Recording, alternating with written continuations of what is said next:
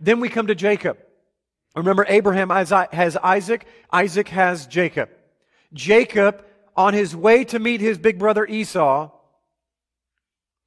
and is very afraid because 20 plus years had passed now, and since he's stolen Esau's blessing, Esau, the last time he talked to him, said, "Brother, as soon as Dad dies, I'm taking you down, off with your head."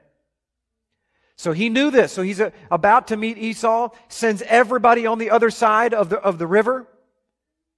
He stays on this side, and a man shows up, which we know to be Elohim himself, in the form of an angel. Yahweh Sevaot is what it is in the Hebrew.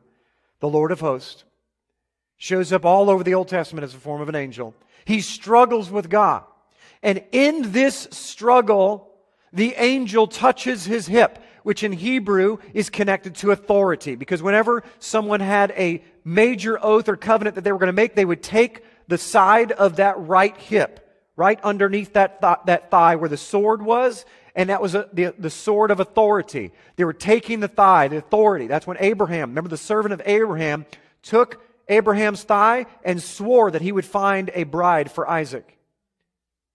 The angel who could have destroyed Jacob in any moment waits till the very end and touches his thigh. What is he doing? He's touching his authority.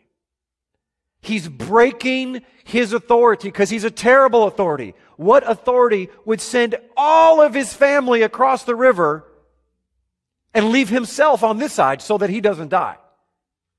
He makes him understand what real authority is by touching his hip, making him limp for just a moment.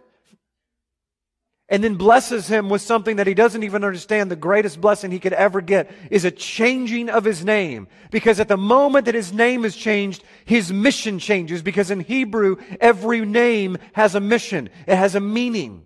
So if you change the name from Yaakov, which means a deceiver, a supplanter, one who pulls the carpet out from people, and you change it to Israel, which means one who struggles with God, rules with God.